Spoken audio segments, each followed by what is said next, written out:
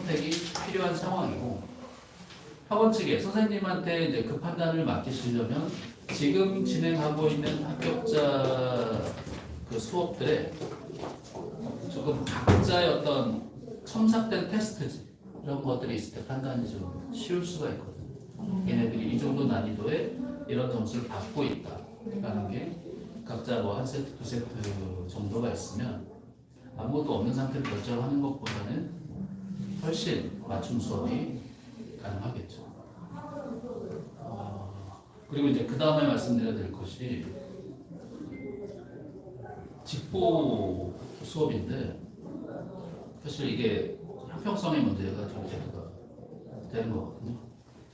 다른 수업들이 이제 주 3회 수업을 하고 직보 한 타임을 받는 상황인데 올해처럼 영재학교들이 이제 격주로 나오는 영재학교들이 이렇게 엇갈려서 나와주면은 사실 고민할 필요가 없어요.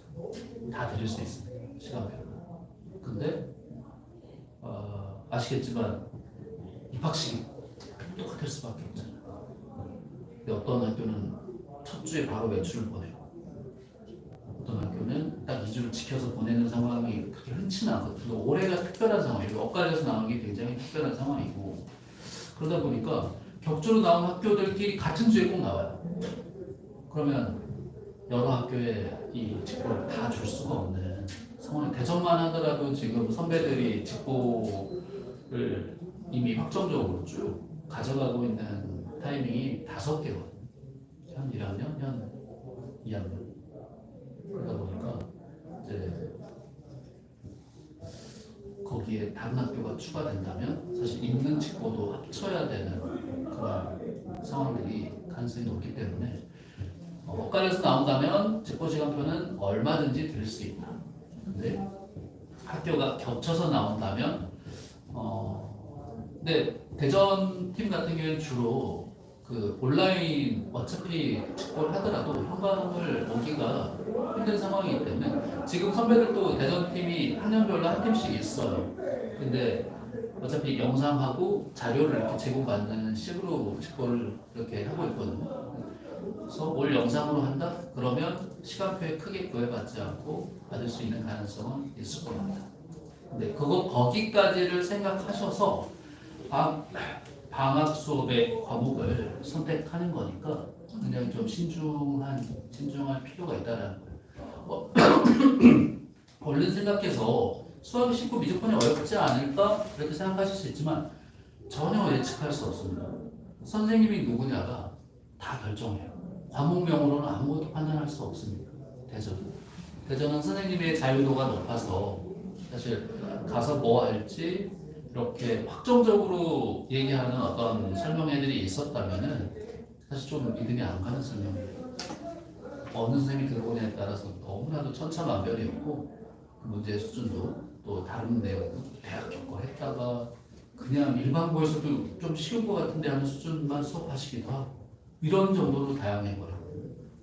그래서 조금 불안한 요소들이 있을 수 있죠. 그 부분은 제가 좀 장담은 못하겠어요. 선생님하고도 협의가 필요한 부분이니까. 예를 들어서 1, 2월에 수학 수업을 할게요. 근데 선생님이 결정된 걸 보니까 미적분에 좀 까다로운 선생님들이 있어.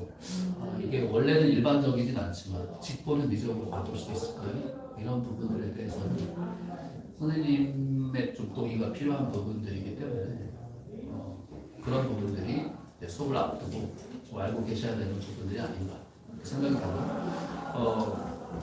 또 여러 가지 대전을 이렇게 쭉 수업을 진행해온 학원이기 때문에 뭐 기숙사 생활이나 이런 것들은 선배 어머님들이 아마 훨씬 더 밀착해서 필요한 응모들을 많이 주실 수 있지 않나 싶은데 뭐 예를 들어서 대전에서 내신 성적으로 뭐 이 등수에 있으면 주로 어느 과를 가느냐 뭐 이런 부분에 대한 궁금증이 있으실 수도 있고 필요하시다면 제가 얼마든지 말씀을 드릴 수 있고 뭐 잠깐 브리핑을 해드릴까요? 네. 지금 영재고의 첫 입학이 아닌 케이스가 분명히 있을 수도 있어요. 대전 지역이시니까 만약 둘째가 또 영재 갔다면 진짜 당연히 대전을 받겠죠. 비교를 해보시면서 들어보시는 것도 좋을 것 같고 제가 최근 한 4년치 이렇게 종합을 해봤을 때는 그 앞선 3년이랑 최근 1년을 좀 구별할 필요가 있습니다. 그래서 예전에는 최상위권 1등에서 주로 한 8등 정도였는데 이게 예전 데이터예요. 이 중에 고점으로 6명 정도가 의대를 갔습니다. 외국 졸업자는. 그리고 어디에 갔냐? 굉장히 입결 좋아요. 거의 연대 의대 갔습니다. 저였습니다. 어쩌다 한 명 뭐 한양대 뭐 이렇게 가기도 하고, 그리고 어쩌다 한 번 서울대 간 케이스도 있고 하는데, 근데 이게 이제 재작년이죠. 이제 올해 입학한 애들 말인데 작년에 입학했을 때 이 숫자가 이렇게 증가를 해요. 이렇게 증가하고 등수 때도 이제 10등 후반대까지 해서 갔거든요. 왜 증가했지? 왜 증가했냐면 본인들이 의대를 갈 수 있는 마지막 학번이라는 걸 알고 있었어요. 저 친구들은 알고 있었고 그거를 인식하니까 갑자기 확 늘어났어요. 우리가 마지막이래. 의대 쓸 수 있는 마지막 기수래. 그렇게 해서 요 정도 갔고요. 그 다음에 이제 올해 이제 대학을 간 친구들인데 지금 이사학번을 다니고 있는 친구들을 2명으로 줄였습니다. 그러니까 이때는 이제 지나고 뚜껑 열어보니까 확정됐지만 이때는 어머님들 굉장히 혼란스러워했고, 근데 진짜 못 간다라고 얘기한 설명회는 저밖에 안 했어요. 여기 저희보다 훨씬 규모 큰 학원들 많잖아요. 갈 거다. 못 간다고 해놓고 다 갔다. 그랬거든요. 근데 저는 실제로 못 갈 거라고 얘기했어요. 왜냐면 그 전에 학교에서 다 알려줬어요. 이러이러한 방법으로 못 가게 할 거. 방법을 이렇게 쓰면 진짜로 못 가.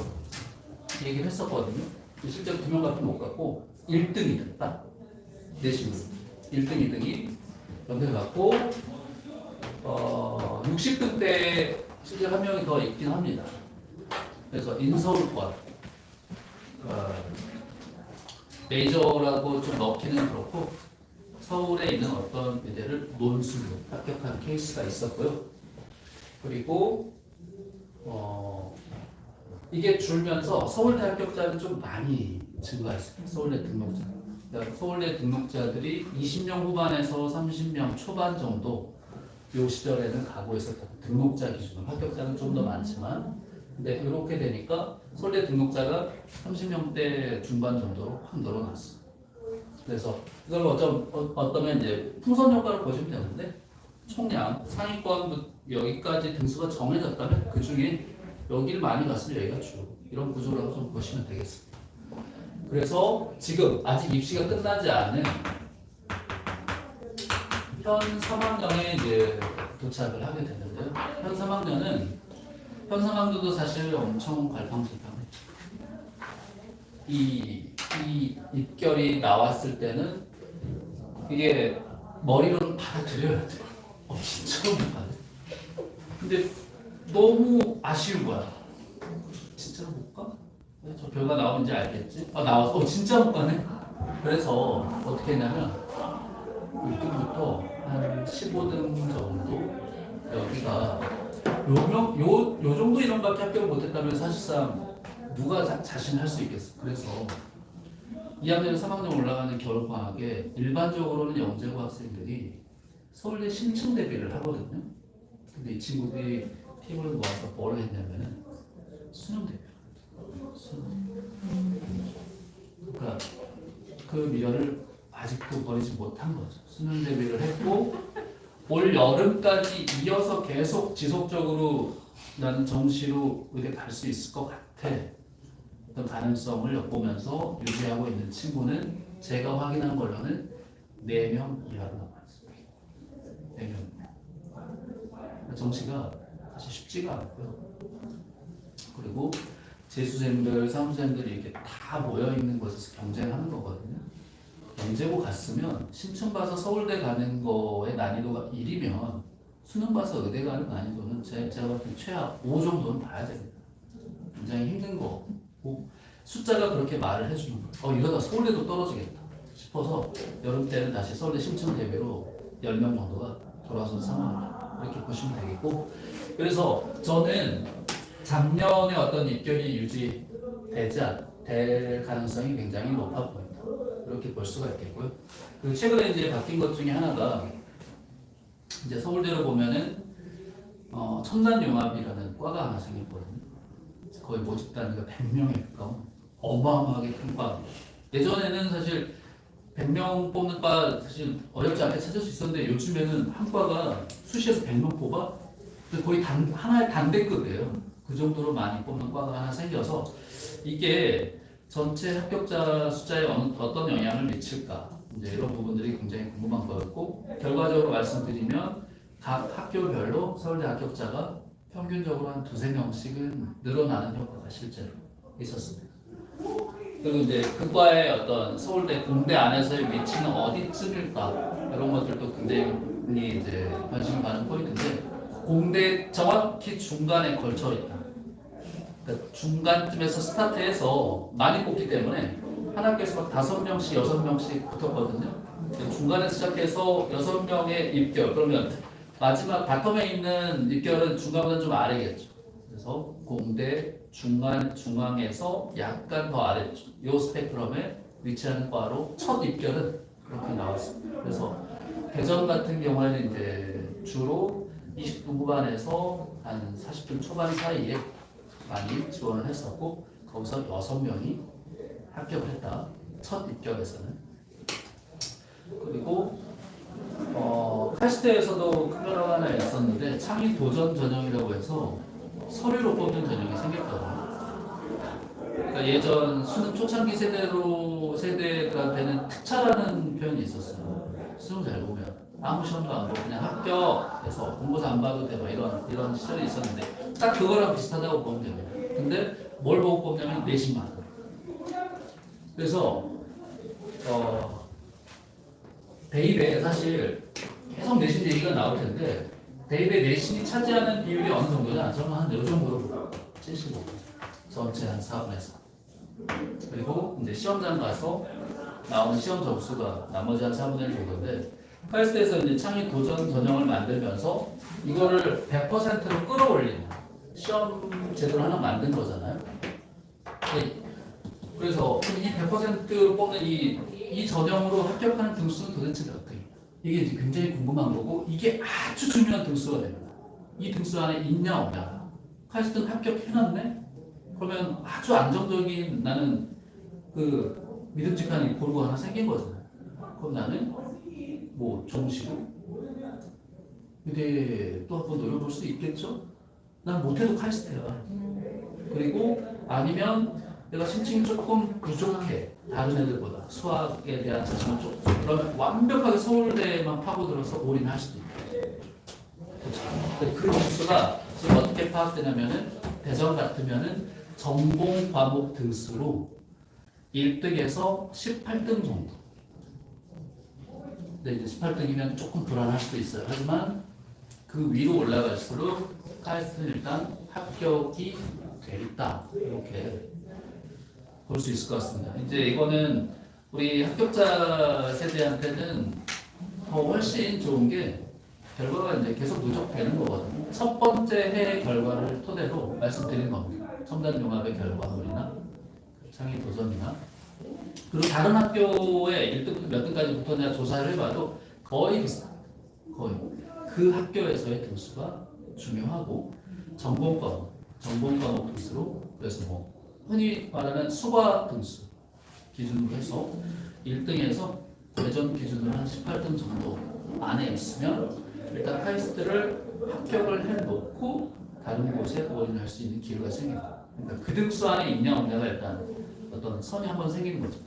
뭐 아주 한 번 더 갈라낸다면 2등 안에 있냐 일단 그리고 18등 안에 있냐 그리고 그 다음 중요한 등수가 어디냐면 이제 45등 이거는 이제 농생대가 아닌 그러니까 자연대나 공대의 원서를 어딘가에 써볼 수 있느냐라는 등수로 보시면 되는 거거든요.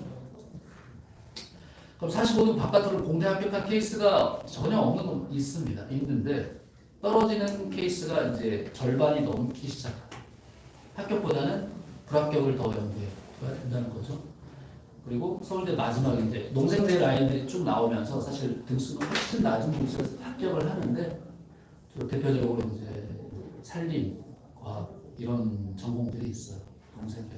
그리고 이름 들어보면 아 이과가 농생대 있을 것 같은데 하는 그런 이름들이 몇 개 있고 거기는 50등대에서 60등 초반에서도 합격자가 매년 나오고 있습니다. 그래서 마지막 중요한 등수는 65등 정도 이렇게 볼 수 있을 것 같고요. 그래서 이제 결론을 내려보자면은 가장 이 커트라인이 높은 학교는 카이스트입니다. 카이스트가 커트라인이 제일 높아요. 서울대는 농생대가 있기 때문에 서울대 전체, 그냥 서울대라는 대학에 합격한 그 합격생들로만 컷을 잡자면은 카이스트보다 아래쪽에 서울대 컷이 있다. 그럼 농생대 빼주세요 하면은 거의 일치한다. 서울대 공대 컷이랑 카이스트 컷이 일치하고 요즘에 공대인데도 뭐 붙었지만 카이스트 가는 과들도 몇 개 있습니다. 공대에서 인기가 굉장히 안 좋은 과. 아마 거의 알고 계실 수도 있으니까 말씀드린다면은 원자핵공학, 조선해양공, 그리고 가끔 건축이나 뭔가 이렇게 건설, 건축 이런 쪽이 점수가 지속적으로 이렇게 하향을 하고 있고요. 조선해양이나 원자핵은 어떤 국가 정책이나 이런 것들 그리고 산업 이렇게 변해가는 상황들 보면 충분히 이해가 되시지 않을까 이렇게 생각이 듭니다. 그리고 변별력, 학년별로 변별력이 좀 다른데 변별력이 가장 높은 학년이 1학년. 대전은 학점을 잘 주는 학교일까요? 좀 짜게 주는 학교일까요? 다른 영재로 비교해서 어떻게 인식하고 계세요? 대전은 굉장히 학점을 잘 주는 학교, 엄청 잘 주는 학교. 그 근거가 있느냐? 있어. 뭐냐면 퍼펙트가 1학년 2학기쯤 되면 그냥 무조건 있어. 2학년 되잖아요. 다수로 나와요. 올 A 플러스 한 과목도 이탈이 없는 그냥 전체 A 플러스만 받는 친구가 다수로 나와요. 굉장히 잘 주는 학교고 그리고 이제 1학년 때부터 절대평가되면서 예전엔 정말 드문 케이스였는데 이제 1학년 1학기부터 퍼펙트가 나오기 시작했어요. 이미 1년 선배도 있어. 지역 선배, 네, 대전 친구. 그리고 2, 3등은 2학점짜리 하나만 A제. 그게 전교 2, 3등. 현 1학년이. 퍼펙트가 한 명 있고 2, 3등이 2학점을 A제로 받아서 2, 3등. 그 다음에 3학점 이제 A제로가 그 4등부터 쭉 이어지겠죠. 그 친구들은 지금 정확하진 않지만 제가 물어봤을 때는 뭐 7명이다 하는 친구도 있고 5명인 것 같다, 6명인 것 같다. 그래서 6명에서 뭐 플러스 마이너스 1명 정도일 것 같은데 그러니까 딱 하나 A제로 받았는데 그게 3학점이어서 전교 등수가 4등이 돼가지고 4등부터 공동 4등이 쭉 이어져서 이게 한 자릿수 등수를 꽉 채워버린 상황입니다. 학점을 엄청 잘 주는 학교. 그럼 대전에서는 뭐가 중요하냐? 성실함이 중요할까요? 굉장히 이 감각, 천재적인 어떤 그 감각적인 부분 이게 중요할까요? 대전의 평점을 잘 주고 성실함이 그냥 너무 압도적으로 중요한 거예요. 대전 선생님들이 이거는 제 개인적인 생각인데 말씀드리는데 수업을 그렇게 아기자기하게 잘 해주지는 않습니다. 근데 그 수업에서 시험 문제가 사실 굉장히 많이 나오는 편이에요. 그래서 너무 깔끔하게 막 수업 재밌게 잘하고 이런 거 너무 많이 추구하면 학교 갔을 때는 되게 재미없는데 그걸 참고 견디고 잘 집중해서 들어야 돼요.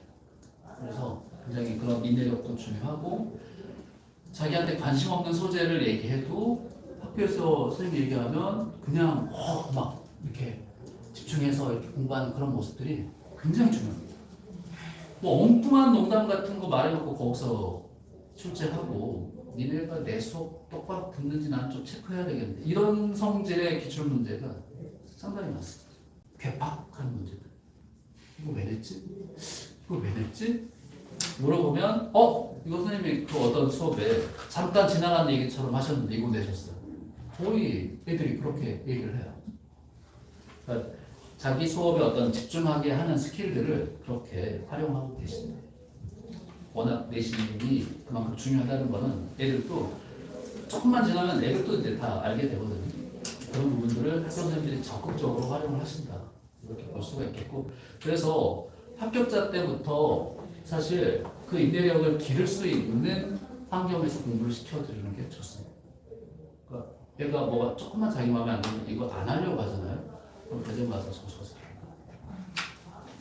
자기 기준이 높아버리면 자기의 어떤 기준에 맞아야 어떤 수업을 듣고 그래서 나 이건 들을 필요가 없을 것 같아. 이렇게 자기 기준이 너무 높은 친구들이 있거든요. 그러니까 자기 마음대로 너무 명확한 친구들은 가서 이 평점 관리에 조금 첫학기에 특히 힘들 수가 있고 이런 부분들이 다 혼재되기 때문에 1학년 때 변별력이 높죠. 1학년 때. 2학년 때부터는 다 잘합니다. 그런 거를 1년간 막 망치질을 당하고 이제 평점에서 이게 펑크가 나고 자기가 막 뼛속까지 이제 뉘우치는 거예요. 내가 이런 모습을 보였던 게 결국 나한테 내 발목을 잡았거든. 2학년 때부터는 다 수업 열심히 이제 아예 자기 놔버린 친구들 말고는 상위권을 목표로 한 친구들은 전부 다 열심히 듣고 있는 거예요. 여기서 나온다는 걸 아니까. 그래서 2학년 때는 또 팩트 숫자가 훨씬 더 늘어나고 그리고 웬만한 평점으로는 자기가 상위권이겠지. 이 어떤 그런 예측도 쉽지가 않습니다. 벌써 올해는 1학년 1학기 때 이미 그런 결과가 나왔습니다.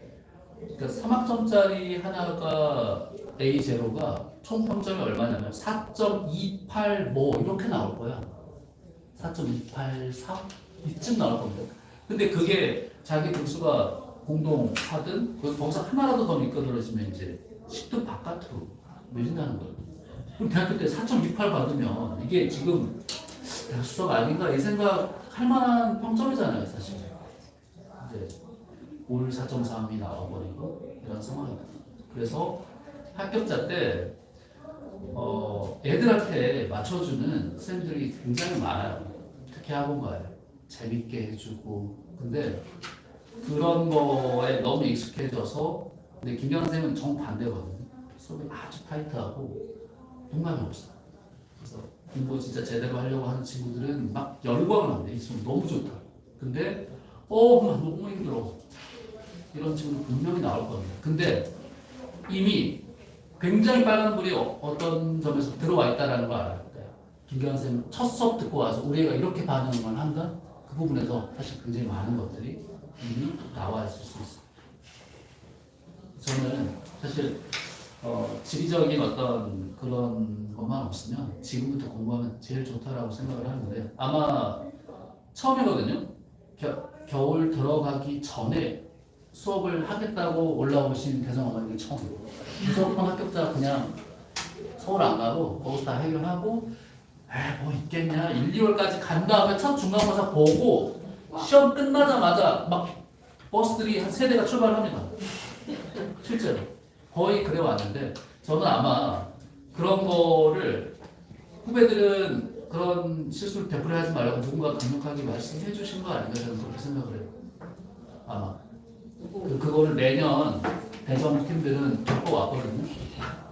그래서 굉장히 어떤 좋은 기회가 될 수 있는 그런 상황들을 맞이하셨고 아무튼 아까 처음에 말씀드렸던 부분부터 다 결정해야 될 부분들이고 학교 들어가기 전에 굉장히 필요한 내용들이거든요. 그런 것들을 알고 하셨으면 좋겠다. 그리고 이제 어떤 팩트를 전달하는 부분에 있어서는 저는 굉장히 믿음을 좀 드리고 싶거든요. 그래서 우리 학원에 유리하고 말고 중요하지 않고 어머님들한테 진짜 있는 그대로 말씀드리려고 노력을 하고 홍보는 또 우리 원장님께서 해주실 거니까 그 부분 역할 부담해서 맡겨드리고 그렇게 생각을 하고 있습니다. 대화 내용이 틀리면 안 돼요. 뭐 그거는 네. 재정으로서 혼나시는 건 아니시죠? 지금 우리도 너무 아까 지금 진지하게 지금 막 받아주고 이러셔가지고. 혹시 질문 있으세요? 질문 없으면 제가 일단 선생님 네. 시간 네. 드려야 되니까 네. 그리고 또 네. 오늘 말씀 드려야 돼요. 네. 네. 그러면 보실까요? 네네. 네. 선생님이 저거 오셔가지고 말씀하실지 모르겠는데 아까 아주 초반부에 이런 부분들이 결정돼야 된다고 말씀드렸던 부분은 선생님 계실 때 만약에 얘기를 안 꺼내신다면 어머님께서 활발하게 질문하시거나 의견을 주시는 게 좋습니다. 네. 네. 그럼 선생님도 금방 알아들으시거든요. 그런 부분이 중요하다고 인식하고 계시죠.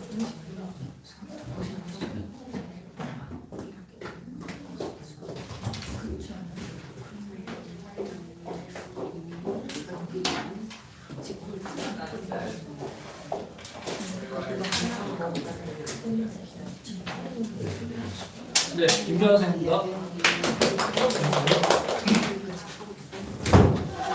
설명할 때 그때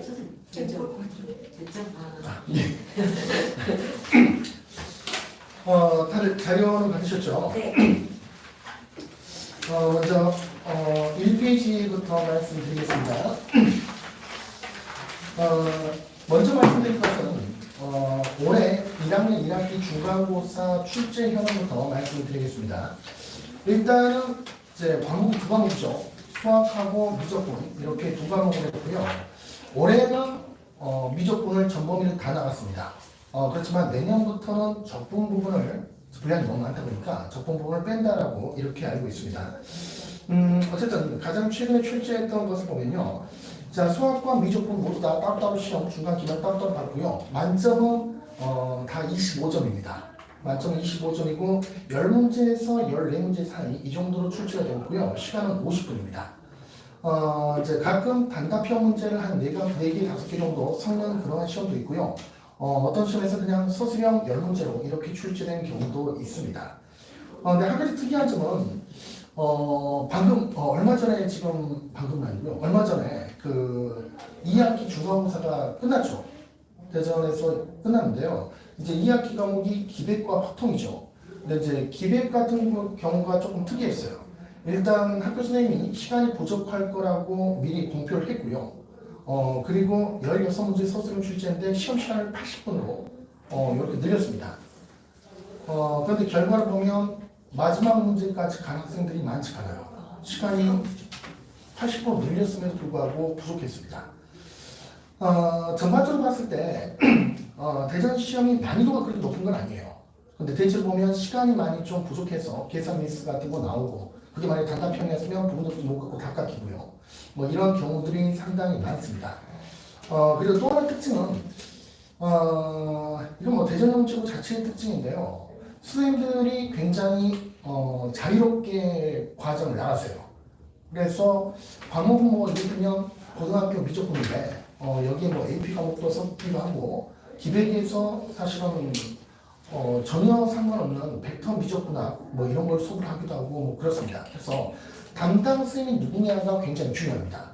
그래서 담당 쌤별로 편차가 굉장히 크다는 이러한 특징을 가지고 있습니다. 1학년 1학기 결과를 보시면요. 거기에 제가 이제 평균 점수를 써놨죠. 만점 25점인데 자 수학하고 뭐 다 수학인데요. 과목 이름이 수학입니다. 그리고 미적분이 있었죠. 정신명칭은 기초 미적분입니다. 자 이렇게 있는데 수학 지금 중간고사 평균이 거기 나와 있지만 14.5이죠. 자 그리고 기말고사 평균은 22점입니다. 그리고 뭐 미적분도 사실 뭐 크게 다르진 않아요. 중간고사는 15.5점이고 그리고 기말고사 평균은 22점 후반 정도 이 정도로 나왔습니다. 이게 만점이 25점이니까 별 느낌이 안 오실지도 모르겠는데요. 100점 만점을 한번 나타내보면요. 그리고 4 곱하기 되겠죠? 58점입니다. 그리고 기말고사 평균은 88점이에요. 그래서 평균 점수 차이가 100점 만점을 환산했을 때 30점 정도 이 정도로 차이가 굉장히 큽니다. 그러니까 이제 선생님들이 그러신 거죠. 중간고사는 좀 어렵게 냈다가 너무 어려웠어요. 그래서 점수가 너무 낮다 보니까 기말고사는 굉장히 쉽게 이렇게 출제를 했습니다. 대체로 보면 좀 이런 경향이 강해요. 한 번 시험이 어려웠으면 한 번 좀 쉽게 내고요. 반대로 중간고사 쉬웠으면 기말이 좀 어려워요. 그런 경향이 있습니다. 2학기를 보시면 이번 기백이 굉장히 어려웠고요. 그리고 확통은 또 굉장히 쉬웠습니다. 그래서 아마 기말에는 반대로 나오지 않을까 이 정도로 예상을 하고 있습니다. 1학기 때도 확연히 보이죠. 평균 점수가 30점 정도 이 정도로 차이가 나기도 합니다.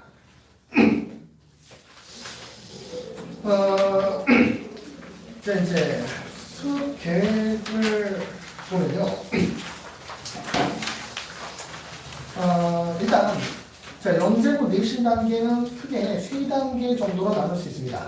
거기 보면 이제 크게 3단계로 예비과정과 방학과정 그리고 학기과정이라고 이렇게 되어 있죠. 지금 이제 합격자 발표 나와서 지금부터 9월부터 12월까지가 예비과정이고요. 그리고 이제 1, 2월 달 방학과정 그리고 이제 학교 입학한 뒤 3월부터 6월까지가 학기과정입니다. 일단 예비과정에서 특히나 대전은 더욱더 그렇습니다. 꼭 해야 될 것이 고등학교 수학 전공을 한 바퀴 돌리는 겁니다. 그래서 지금 아마 다들 하고 계시죠. 미적분하고 그리고 기백, 확통까지 이걸 지금 반드시 한 바퀴 다 돌려놔야 합니다. 뭐 다른 영재 같은 경우는 몰라도 대전 같은 경우는 이게 전부 다 1학년 때 끝나요. 1학년 때 전부 다 끝나고 2학년부터는 AP 과목이나 뭐 고급사 이러한 선택 과목들 들어가니까 1학년 때 끝나고 지금 아니면 할 여유는 아마 없을 거예요. 근데 이제 이 예비 과정에서 필요한 것은 고등수학 전범위를 이제 한 바퀴를 돌려야 이제 내용적으로 수학이라는 과목이 그렇죠. 자, 사실은 어떤 문제가 있으면 이 문제는 꼭 뭐 미적분에서 나왔다 하더라도 사실은 뭐 수상하나 수어 이런 것들과 연관성이 있습니다. 그리고 기백 문제하고 미적분 문제가 융합돼서 이렇게 나오는 경우도 있어요. 그래서 이제 예비 단계에서 한 바퀴 다 돌리고 나면 이제 어떤 문제를 바라봤을 때 이 문제를 그냥 단순하게 그 문제만 바라보는 게 아니라 이제 이게 비록 수학 상에서 나온 문제이지만 미적분을 본다면 어떠한 관점에서 바라볼 수 있는지 뭐 이런 것들을 이제 제대로 볼 수 있는 그러한 예비 단계가 됩니다. 그리고 이제 이 예비 과정에서 또 한 가지 또 중요한 점은요. 대전 영재고가 이제 선생님들의 자율성이 굉장히 커요. 그래서 커리큘럼도 선생님들이 굉장히 자유롭게 나가고 그리고 시험 출제도 굉장히 자유롭게 하십니다. 그래서 가장 중요한 소스는 학교 프린트예요. 이제 학교 프린트가 일단 가장 중요한 건데 여기서도 이제 담당생마다 편차는 있지만 어쨌든 다른 어떠한 자료보다 가장 중요한 것은 학교 선생님이 수업한 내용 그리고 학교 프린트입니다. 어떤 선생님은 프린트로 뭐 100문제 넘게 이렇게 많은 문제를 주시는 분들도 있고 어떤 선생님은 문제는 거의 안 주고 내용만 수업하시는 선생님도 있어요. 그렇지만 학교 프린트가 가장 중요한데요. 학교 프린트에서 또 굉장히 높은 비율을 또 출제하시는 선생님들이 있어요. 올해 1학년을 보시면요. 수학 같은 경우는 뭐 조영일 선생님하고 문세현 선생님이 담당을 하셨습니다. 그리고 조영일 선생님은 본인이 수업한 내용이 굉장히 좀 동떨어진 내용을 수업을 했지만 프린트에서 굉장히 많이 내셨어요. 그리고 문세현 선생님은 문제를 별로 주진 않았지만 뭐 그래도 프린트를 조금은 반영을 하셨고요. 그리고 뭐 미적분 담당하셨던 뭐 김기탁 선생님이나 그리고 한 분은 전희진 선생님 이분들도 마찬가지로 프린트에서 일정 비율을 출제를 하셨습니다. 그럼에도 불구하고 평균 점수가 58점밖에 안 나왔는데요. 자, 그건 아이들이 문제를 한 번 풀고 나는 이 문제를 이해했다라고 오해하기 때문에 그렇습니다. 그러니까 분명히 프린트 문제는 아이들이 한 번 풀어봤을 거예요. 그런데 사실은 프린트 문제를 모든 학생이 다 맞는 건 아닙니다. 그래서 아이들이 한 번 풀고 나서 내가 이 문제를 이해했다라고 오해하는 경우가 많은데 사실은 시험장에서 시험 보는 주어진 시간 안에서 제한 시간 안에서 계산될 수 없이 쭉 서술형 같은 경우는 서술을 낸다는 것 이건 조금 별개의 문제입니다. 여기에 대한 연습이 반드시 필요하고요. 그건 이제 공부하는 습관이 조금 바뀌어야 한다는 거예요. 어떻게 보면 이제 중학교 시험까지는 문제가 뭐 그렇게 어렵지 않아가지고 아이들이 뭐 크게 불편함을 못 느꼈다면 이제 고등학교 영재고에서 나오는 시험들은 분명히 한번 풀어봐서 내가 안다고 생각했는데 막상 시험장에서 풀다 보면 계산 미스도 나오고 그리고 가끔 풀 방법도 기억이 안 나고 이런 경우들이 많습니다. 그래서 문제를 본인이 이해했다고 오해하지 말고 정말 내가 이걸 시험장에서 만났을 때 제한된 시간 안에 감점 없이 다 써줄 수 있는지 뭐 이러한 부분들을 꼭 염두에 두면서 문제 푸는 연습을 하는 것이 필요합니다. 이제 그게 습관이 돼야 돼요. 예비 과정에서 이제 물론 기본적으로 내용을 전부 다 이해하는 것도 중요하지만 더 중요한 문제는 사실 아이들이 기숙사 가서 3년 동안 공부를 해야 되잖아요. 공부하는 습관 들이는 것도 굉장히 중요한 일입니다. 자 이제 그 다음에 이제 방학 과정인데요. 자 일단 대전에서 가장 중요한 것은 학교 프린트라고 제가 말씀드렸죠. 근데 담당 쌤은 2월 말에 결정이 됩니다. 그래서 그 전까지는 사실 방학 동안에는 누가 뭐 이를테면 수학을 맡으실지 그리고 누가 미적분 맡으실지 정확하게 예측할 수가 없어요. 그래서 학기 중에는 사실 담당쌤이 결정되고 학교 프린트가 나오기 시작하죠. 그럼 이제 이 선생님이 또 뭘 수업할지 모르니까 학교 프린트에 올인해서 공부를 해야 됩니다. 학기 중에는. 뭐 다른 걸 할 여력은 없을 거예요. 학기 중에 사실 직전 보충 수업이 학기 중 수업이 기껏해야 중간고사 때 3번 정도예요. 그리고 기말 때도 한 3번 정도. 요 정도 수업을 하는데 이때는 다른 걸 할 만한 여유가 없고요. 학교 프린트 문제하고 그리고 그 선생님의 프린트를 보고 나서 예상되는 문제들이 있겠죠. 그 선생님이 어떤 형태로 수업을 진행하고 있고 그리고 어떠한 형태의 문제들을 사용하고 있는지 자 그게 파악이 되면 그런 문제로 연습해야 되고요. 또 하나 중요한 것은 자 1학년 1학기는 특히 첫 시험이죠. 그리고 대전 같은 경우는 시간 부족한 경우가 굉장히 많아요. 그래서 시간 낭비 문제 굉장히 중요합니다. 마지막 뭐 시험이 워낙 어려워가지고 대부분 학생들이 끝까지 못 푼 시험이면 뭐 어쩔 수 없겠지만 뭐 이제 중간에 한두 문제 맡겨가지고 사실 앞에 문제 단답형 문제 배점도 낮거든요. 1점짜리 가지고 시간 끌어가지고 뒤에 3점짜리 놓쳐버리면 그게 정말 최악의 경우예요. 그러한 경우를 막기 위해서는 반드시 또 모의 테스트 연습이 필요합니다. 모의 테스트 그렇게 쉬워도 또 시험 보면 이번에 시간이 부족했다는 학생들이 그렇게 나옵니다. 그래서 1학년, 1학기 내신은 특히 모의 테스트가 중요하고요. 2학기까지도 계속해서 모의 테스트는 굉장히 중요한 것 같습니다. 아이들이 그렇게 연습을 했어도 그래도 시간 분배를 잘 못해가지고 마지막 3점짜리 문제 이걸 놓치는 경우들이 계속해서 나오고 있습니다. 그래서 학기 과정에서는 학교 프린트에 올인해야 되고 그리고 모의 테스트와 시간 연습 시간 연습이란 게 주어진 시간에 이 문제를 다 풀겠다 뭐 이런 연습도 물론 들어가겠지만 내가 몇 분 정도 이 정도 문제를 고민하다가 만약에 도저히 안 풀린다면 다른 문제로 넘어갈 것인가 뭐 이런 것들을 일률적으로 정해줄 수는 없거든요. 학생 스스로가 그게 몸에 익혀야 돼요. 제가 뭐 5분 만에 안 풀리면 넘겨 그렇게 말을 해도 아이들마다 그 5분을 일일 뭐 제가면서 시험장에서 풀 수는 없잖아요. 그게 몸에 익혀져야 됩니다. 익혀져야 돼요. 자 이제 학기 과정이 그렇기 때문에 사실 실제로 내신에 대한 공부 자체는 방학 때 결정난다고 보시면 돼요. 그래서 방학 때 1학년 1학기 과정을 다 끝내야 됩니다. 근데 작년까지는 사실 1학년 1학기 때 수학만 했어요. 수학 1하고 수학 2 이렇게 두 과목으로 나눠가지고요. 근데 이제 올해 갑자기 원래 기초미적분이 1학년 2학기 과목이었거든요. 그래서 1년치 안 그래도 영재고라서 진도 분량이 많고 빠르거든요.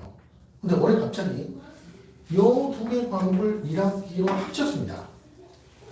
사실 그 소식을 처음에 접했을 때 저는 정말 너무 충격적이어서 말이 안 나왔어요. 안 그래도 이 과목 두 개는 뭐 확통이랑 좀 이해를 할 수 있는데요. 과목 분량이 굉장히 많아요. 그래서 이제 다행인 것은 적분 쪽을 이제 2학기로 미뤘다고는 하는데 그래도 분량 많습니다. 이게 고등교육과 과정 보면요. 일반 교육과정 가면 수학 4 있죠. 자 그리고 수학 하, 자 그리고 수학 1, 그리고 수학 2, 자 그리고 미적분. 몇 번이죠? 5번이죠. 자 5과목을 나가는 겁니다. 자 여기 수학 미적분에서 뭐 절반 정도니까 뭐 한 4번 정도 이 정도를 1학기 때 나간다라고 이렇게 보시면 될 거예요. 일단 분량이 굉장히 많고요. 자 그리고 또 이제 내용적으로 방학 때 다 끝내놔야 되거든요. 다 끝내놔야 돼서 여기 대해서는 심화 문제 연습이 필요합니다. 이게 학기 중에 돼서 뭐 예를 들면 적분 좀 어려운 적분 잘 안 된다 이런 문제가 심각해져요. 그래서 내용적인 부분들은 심화 문제까지 방학 동안에 다 끝내는 것이 방학 과정에서 가장 중요한 일입니다. 그래서 이제 예비 과정은 뭐 지금 하시고 계실 텐데요. 다음 페이지 말씀드릴게요. 자, 방학 과정에서 교재는 교재는 일단 주 3일짜리 수업으로 봤을 때 기본적으로 아마 수학은 대전 커리큘럼 가면 3회 이상이에요. 수업 실수가. 3일짜리 봤을 때 이제 수학 같은 과목이 교재 본다면 3권 정도 분량, 그리고 미적 보는 같은 경우가 2권 정도 분량, 뭐 이 정도로 작년에 수업을 했습니다. 그리고 이제 내용을 보면은 이제 기본 개념과 심화 개념이라고 되어 있는데요. 기본 개념은 고등수학 범위 내에서의 개념이고요. 심화 개념은 교과 과정 외의 개념들입니다. 이제 여태까지 대전형들 선생님들이 이제 수학이라든지 미적분 파트에서 교과 과정 외의 내용들을 좀 자유롭게 수업을 하셨어요. 그래서 이제 그때 등장할 만한 이러한 개념들도 방학 때는 다 해야 되고요. 그리고 이제 대전형들 선생님들도 이제 선생님들이 여러 분 계시지만 이제 그 선생님들마다 뭐 쓰는 교재들 이런 것들을 종합해 봤을 때 어떠한 교재 그리고 어떤 스타일 문제를 내는지가 어느 정도 결정되어 있어요. 뭐 오래 담당하셨던 선생님들 뭐 특징들은 각각 다 이제 파악은 되어 있습니다. 그래서 이제 그러한 부분들을 반영한 그러한 교재이고요. 문제들은 이제 기초 문제부터 심화 문제까지 기초 문제는 없고요. 이제 실력 정석 난이도, 실력 정석 연수 문제, 실력표 문제들 난이도 시작해서 그 다음 단계 정도의 심화 문제들 이 정도로 구성이 되어 있습니다. 자, 수업은 매일 3시간씩 수업하고요. 그리고 매일 테스트가 있습니다. 이 매일 보는 테스트는 제가 이제 예비 단계에서는 복습이 중요하기 때문에 복습 문제를 4문제, 새로운 문제를 2문제를 내는데요. 이제 방학 때부터는 실전 내신 준비 들어가야 돼요. 그래서 복습 문제 2문제하고 그리고 새로운 실전 문제 4문제 이렇게 매일 서술형으로 이렇게 테스트를 매일 보도록 하겠습니다. 저는 이제 그 다음 단계로서 이제 입학 후에 3월부터 6월까지는 이제 내신 직보 기간이죠. 자, 이때는 뭐 아까 말씀드렸지만 2가지예요. 학교 프린트하고 그리고 모의 테스트. 특히 학교 프린트 같은 경우는 이제 담당 쌤이 결정되고 그 선생님이 그 전에 썼던 문제들을 뭐 조금씩은 바뀌긴 하지만 그대로 쓰는 경우들도 있어요. 그래서 만약에 이제 담당 쌤이 결정이 되고 첫 번째 프린트가 나오면 이 선생님이 어디에 썼다는 것이 보이니까요. 그런 문제들은 이제 먼저 미리 아이들한테 풀이까지 다 달아서 줄 거고요. 그리고 이제 선생님들이 바뀌어서 이제 새로운 선생님이 들어오시거나 아니면은 똑같은 선생님인데 전에 수업했던 것과 다른 부분을 수업하시는, 다른 방향으로 수업하시는 그런 경우도 있습니다. 뭐 그런 경우는 매주마다 제가 아이들한테 미리 문제를 받아가지고 풀이까지 다 써서 그렇게 나눠주면서 수업을 하겠습니다. 자, 그럼 이제 실전 모의고사는 수업 시간에는 2번 이상 보기는 좀 힘들 거예요. 그래서 2번 정도는 최대한. 자, 근데 만약에 새로운 내용들이 많아져서 개념적으로 해야 될 부분들이 많으면 조금 더 줄어들 수 있습니다. 그래서 될 수 있으면 이제 실전 모의고사는 수업 시간에 한 2번 정도 보고 이제 수업 끝나고 나서 아이들한테 한 5번 정도 이 정도는 볼 수 있게끔 그렇게 자료로 나눠주고 있습니다. 자, 결국 핵심적인 부분은 일단 기본적으로 실력이 완성이 되어 있어야 돼요. 그래야 진짜 학교 프린트 받았을 때 그 프린트에 집중해서 그 유형별로 공부를 할 수 있게 되고요. 그래서 방학 동안에 이제 열심히 공부하는 게 중요한데 내신을 잘 볼 때는 내신을 잘 보기 위해서는 사실 수학적 감각이라는 부분이 자 특히 수학이라는 과목에서는 어느 정도 분명 영향을 미치는 것 같습니다. 그런데 사실 이제 요 수학이라는 과목을 제가 그 다음에 이제 기초미적분 2학기 때 되면 이제 기백 그리고 이제 2학년 가면 에피캘큘러스 1하고 고급수학 이런 과목들이 진행이 돼요. 진행이 되면 진행이 될수록 아이가 갖고 있었던 수학적 감각보다는 성실하게 노력하는 것이 훨씬 더 내신 공부에서 중요합니다. 제가 처음부터 말씀드렸지만 대전은 대체 보면 문제가 엄청나게 어렵지 않아요. 너희들 문제 얼마나 잘 푸냐 보자 이게 아니고요. 사실은 얼마나 계산 연습해봐가지고 계산 미스 없이 주어진 시간 내에 깔끔하게 잘 풀어내는지 보자 이 테스트에 가까워요. 그래서 이제 많은 학생들이 이제 반복해서 연습하는 것들을 좀 싫어해요. 그래서 프린트를 한번 풀어보고 내가 이거 풀어봤으니까 다 됐다 이렇게 생각하는데 사실 프린트 같은 경우는 숫자가 변형이 되건 아니면 다른 문제와 결합시키건 변형돼서 나오는 경우들이 많기 때문에 반드시 3번 정도는 풀어봐야 됩니다. 수업 등에 있어서 숙제를 열심히 하는 게 방학 동안에는 가장 중요한 일입니다. 혹시 궁금하신 점 있으신가요? 의논을 해야 될 게 있는데 아, 네.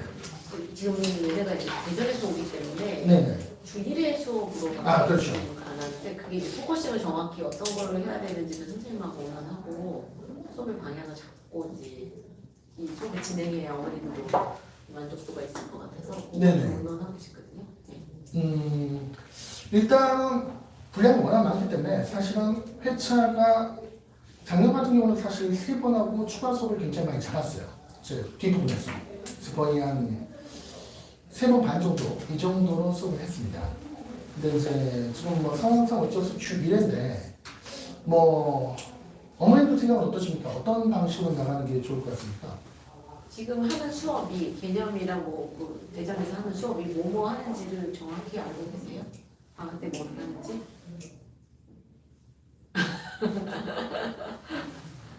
지금 그러니까 애들이 뭐 어느 정도 하는지도 조금 알아야 되고, 그러니까 이제 뭐 정말 다 잘해서 너무 거기서도 점수가 상위권으로 나온다. 그럼 이제 그거에 맞춰서 선생님이 또 그러니까 이걸로 우리가 좀 알아야 선생님도 이제 포커싱을 해서 해주실 수 있을 건데 지금 애들 상황을 저희가 모르는 상태고, 그 다음에 이제 애들이 거기서 뭐 배웠는지 모르는 상태니까 거기서 뭘 더 보강하면 좋을지에 대한 걸 선생님이 이제 보시고 그쪽 커리를 보시고. 아 여기 좀 부족하네? 그럼 이쪽에서 우리 선생님은 이걸 더 해주시겠다. 이게 나와야 되는데 지금 그런 게 전혀 거기 설명이 안 됐나요? 지금 뭐 하고 있죠? 수트 미적. 수투하고 미적분 그리고 그 다음에 순차적으로 뭐 기백 확통 이렇게 나가나요? 기획을 하세요? 확통까지만요. 뭐 그러면 수상하는 어떻게? 안 했어요. 살짝 하고 처음 심한. 네. 그러면 미적분 몇 번 정도로 지금 수업을 하고 있죠? 몇 회 정도? 주 몇 회? 지금 주 3회 하고 있는데 예, 미적분이 몇 회 정도나 나올까요? 수업에서 수투 미적분이. 몇 회차에 끝나냐는 거야. 좀 이제 그런 식으로 하진 않아요. 몇 회에 끝난다라고 안 대략적으로 되고 있어요. 12회에 끝난다. 이건 14회에 한다. 뭐 이런 게 있어요. 커리도 없어요. 네, 맞아요. 폴라리스를 다니고 있는데요. 네네. 거기서 그런 자세한 안내 설명이 없어요. 그러면 기획이나 합성은 하는지 안 하는지 몰라요. 일단 그 수업은 그 수업대로 여기 수업에서는 약간 아이들이 제공받지 못 거기서 이제 고등 과정을 기초로 해서 이제 수업을 해주시는 부분이 더 많이 있으니까 그 외의 부분들 나 이런 부분들이 더 보강될 수 있는 그러니까 저희 애들이 스트레스 많이 이제, 받고 그러니까 이제 방법은 이제 뭐 여러 가지가 있을 수 있겠는데요. 이를테면 방법 중에 하나는 이제 과목이 두 과목이죠. 수학과 미적분이 있는데 분량으로 보면 주 1회 같은 경우는 미적분 정도가 딱 적당합니다. 분량으로 보면. 그래서 이제 미적분을 차분히 나가는 이제 제대로 나가는 이러한 방법도 있을 것 같고요. 수학은 하기가 조금은 분량이 좀 많아요. 주 1회로는 미적분 정도는 주 1회로 가능할 것 같습니다. 뭐 이러한 방법이 있고요.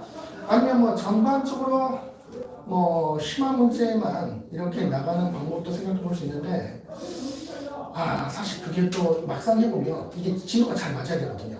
진도가 잘 맞아야 되는데 여기서 이제 개념을 들었다라고 하는데 막상 이제 범위가 안 맞아버리면 이 부분은 제가 처음부터 설명을 다 해야 돼요. 바로 심한 문제를 들어갈 수가 없는 거니까요. 물어보면은 이제 그 부분 안 배웠다라고 이러버리게. 예. 저희 잠깐 의논을 하고서 네네. 얘기를 해주고 그잖아요. 그 수업 내용에 관해서는 어머님들 한번 의논을 하자 이런 말씀이신 거죠? 네. 그러면 그거는 좀 스탑하고 선생님께 질문할 거 이제 선생님 어떻게 수업하실 방향을 의논해서 다시 선생님께 얘기하기로 하고 지금 선생님 설명 다 들으셨잖아요. 뭐 궁금하신 거 있으실 거 아니에요? 기획은 지금 여기 지금 현재 예비 과정을 하는 애들은 몇 타임 정도로 되나요? 기백이 이제 제 수업에서는 기백이 한 10회 정도 요 정도로 진행하고 있습니다. 3시간씩 돼요? 이제 3시간 수업하고 매일 테스트 클리닉까지 해서 이제 4시간이죠. 기획 수업만 3시간씩 10회로 지금 네네. 이루어지는 거예요? 네. 미적분이 사실은 이제 대전에서는 이제 수투 따로 나가고 미적분 따로 나가고 그러진 않아요. 그냥 둘 다 미적분이거든요. 그리고 이제 초람색 극한부터 시작해가지고 대략 한 이 정도가 이제 미적분이라고 보시면 되는데요. 미적분 부분이 한 28회 정도 이 정도로 잡혀 있고요. 기백이 한 10회, 그리고 이제 확통이 한 6회 정도 뭐 이 정도로 잡혀 있습니다. 동시에 지금 나가고 있는 거예요. 왜냐면 저희가 기백을 지금 안 배우고 있다고 하니까 네. 살짝 해야지. 지금 나가고 있는 거는 기백과 미적분을 같이 나가고 있습니다. 이제 기백 끝나면 불량성 이제 미적분이 워낙 많으니까 주 2회로 미적분 나가고 있고요. 이제 미적분에는 뭐 이런 내용도 다 포함되어 있어 나가고 기백 끝나고 나서 확통 나갑니다. 기백이 끝나고 예, 지금 기백이 한 반 조금 넘게 진행이 됐습니다. 아니, 제가 경험이 좀 없어서 잘 모르는데 기하 벡터 배우는 게 뭘 배우는 거예요? 이제 연재 준비하는 기하고 기하가 그건 전혀 다릅니다. 이제 영재고 입시했었던 순수 기하가 전혀 안 나오고요. 전부 다 해석 기하예요. 약간 K모식이라는데 그래요? 케모식으로 절대로 전혀 안 나옵니다. 그래요? 케모에서는 이제 평면 기하, 순수 기하를 다루고 있고요.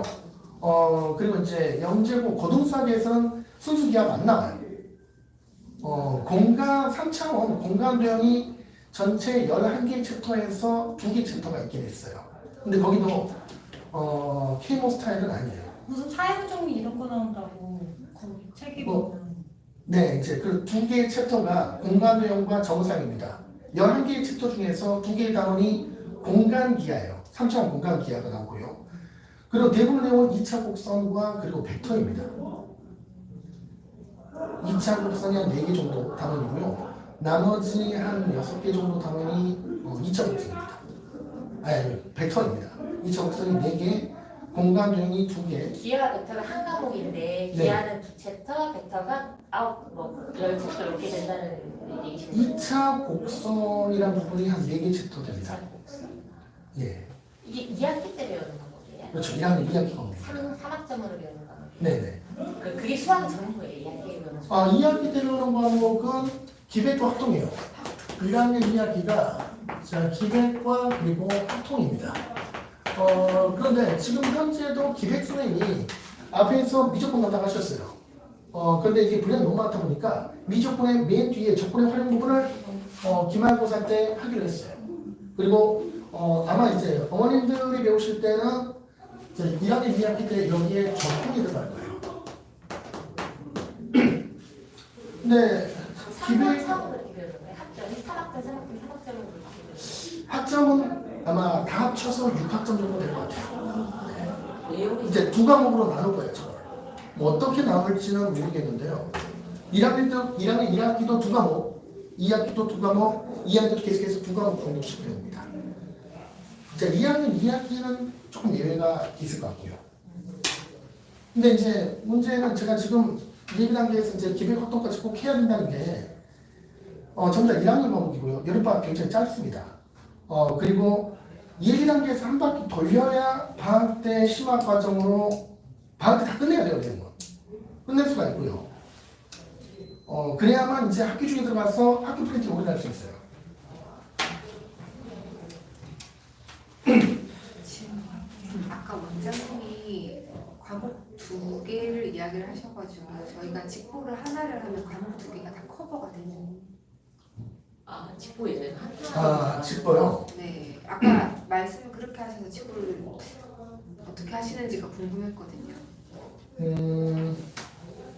네, 직보는 뭐 그렇게 할 수 있죠.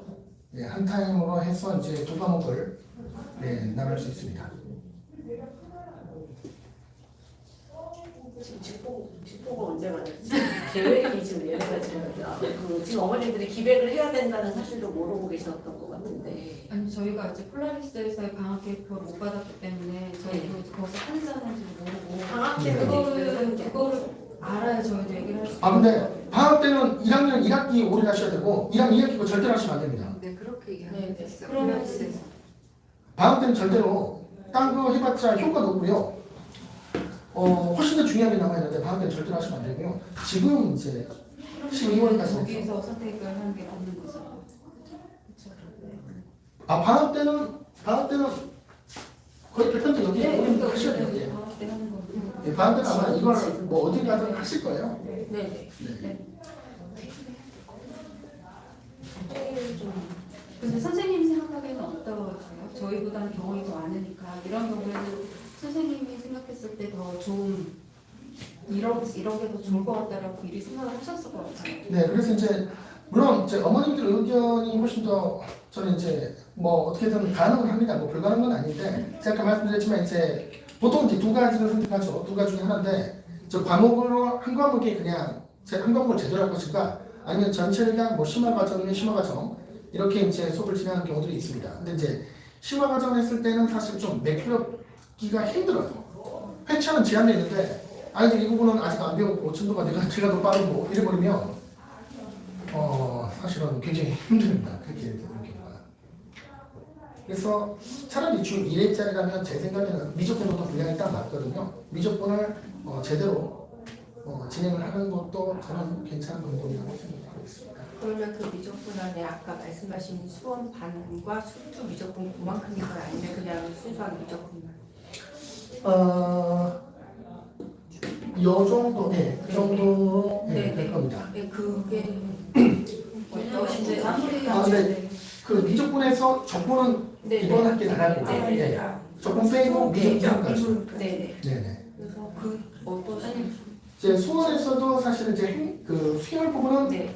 요 과목이 따로 돼 있어요. 네네. 대전 커리큘럼으로는. 네네. 그래서 이제 기초 미적분에 해당하는 네. 그러니까 이번 1학년 1학기 내신의 미적분입니다. 그래서 그렇게 된다면 저희가 수사과에 봤는데 아직 문제 정도 맛보기 정도만 좀 이렇게 받고 숙제로 좀 해볼 수 있는 자료가 제공이 될 수 있을까요? 뭐 왜냐면 이걸 안 하게 되면 여기 문제를 그래도 맛보기라도 보고 싶은데 이거 안 하기 너무 불안하고 뭐 이런 부분이 있어요. 네네 알겠습니다. 문제는 드리겠습니다.